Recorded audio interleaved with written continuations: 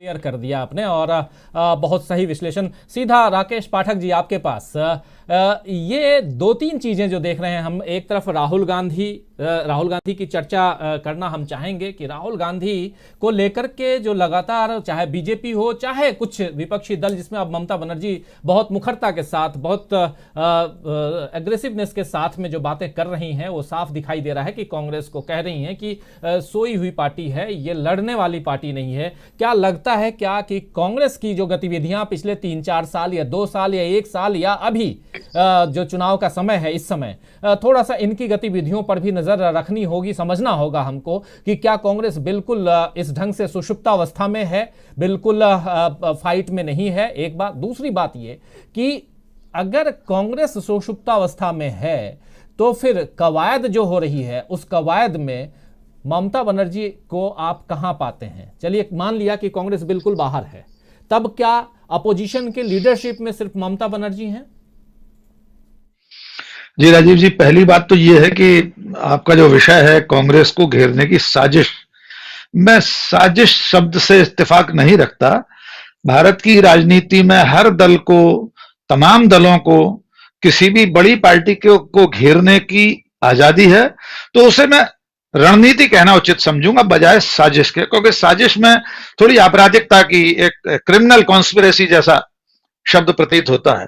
तो पहली बात तो यह कि अगर भारतीय जनता पार्टी के साथ मिलकर ममता बनर्जी कोई रणनीति बना रही हैं, कोई योजना बना रही हैं और उसमें पीके भी एक टूल के रूप में शामिल हैं, तो भारत की राजनीति में सबको यह हक है।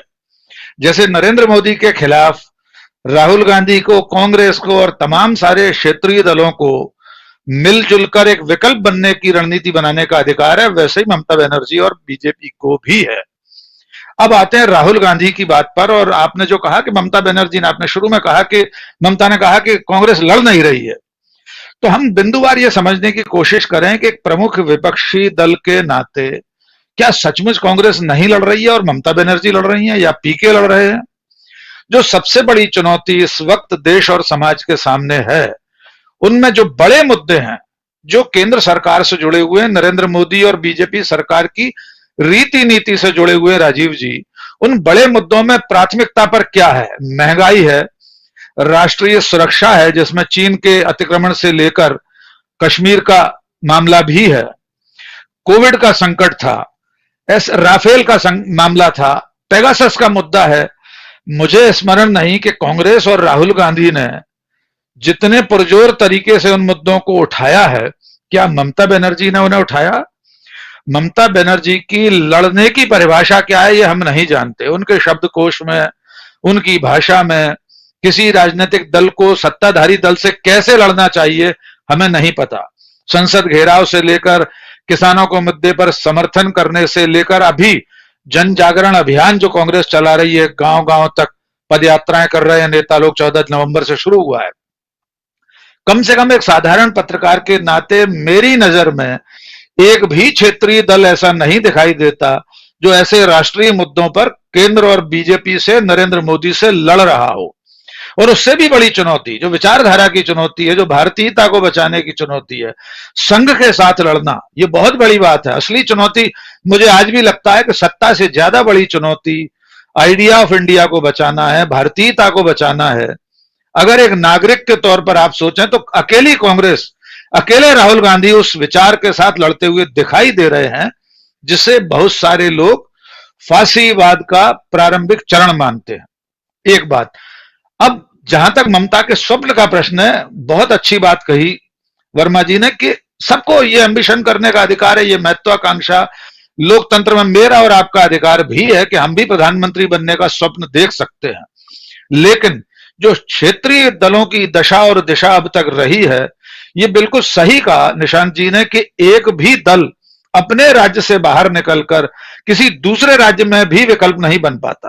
पिछले चुनाव में 2018 में आम आदमी पार्टी, मध्य प्रदेश की बात कर रहा हूं मैं, और आसपास के पंजाब की बात नहीं करूंगा, वहां चुनाव होने वाले हैं, यहां तमाम सारी सीटों पर आम आदमी पार्टी ने चुनाव लड़वाया। मेरी जानकारी के मुताबिक एक भी सीट पर अरविंद केजरीवाल के दल को 1000 से ज्यादा वोट नहीं मिले।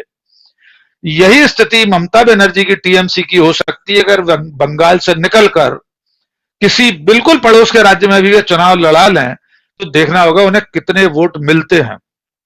तो ये जो सारी कवायद है, ये उस कांग्रेस को हाशिए पर ले जाने की कोशिश है जिसके सबसे बुरे प्रदर्शन में भी उसे 11 करोड़ 96 लाख, शायद 94 या 96 लाख, 12 करोड़ मुहावरे में कहा जाता है, जिसे 12 करोड़ वोट 19 दशमलव कुछ प्रतिशत अभी 2019 के चुनाव में मिले, लोकसभा चुनाव में, उसका विकल्प अगर वो पार्टी बन रही हो जिसका कि अभी भट्टाचार्य जी ने भी कहा कि जिसके पास कुल वोट कितने हैं वो प्रतिशत का अनुमान लगा लीजिए, तो ये कवायद कितनी भी कर ली जाए, मुझे ऐसा नहीं लगता कि एकदम कांग्रेस को हाशिए पर ले जाने में ममता बनर्जी या पीके सफल होंगे।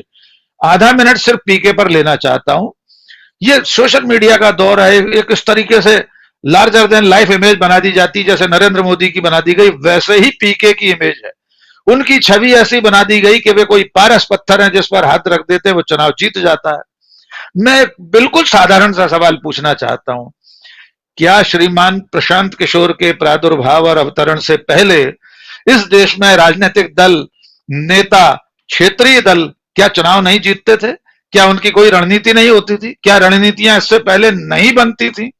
जब ये सोशल मीडिया नहीं था, जब फेसबुक, ट्विटर, व्हाट्सएप, इंस्टाग्राम नहीं था, जब प्रशांत किशोर नहीं थे, तब भी तो राजनीतिक दल रणनीतियां बनाते ही होंगे, उनके कोई ना कोई रणनीतिकार होते ही होंगे।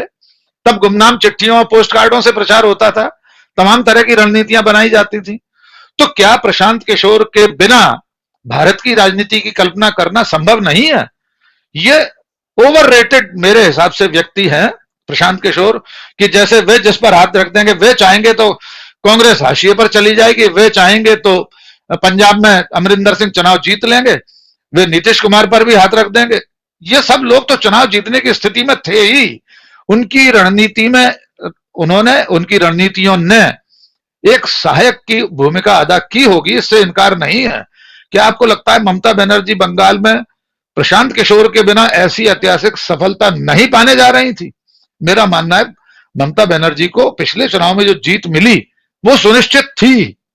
प्रशांत किशोर के आने से हो सकता है 1-2% वोटों का इजाफा हो गया हो, 2-4 सीटें बढ़ गई हो। तो मेरा मानना यह है कि प्रशांत किशोर और ममता बनर्जी की ये जुगलबंदी अगर इस बिना पर है, इस आधार पर है, उनका बीज वक्तव्य यह है कि कांग्रेस नहीं लड़ रही है इसलिए हमें विकल्प बनना है, तो वो सिरे से खारिज करने वाली बात है। दिखती तो कांग्रेस ही है फिलहाल लड़ती हुई, परिणाम उसका जो भी हो। जी राजीव जी। परिणाम भले आगे जो भी हो, लेकिन सवाल यहाँ वही है कि जो 2019 का बहुत सही बताया आपने डॉक्टर राकेश पाठक ने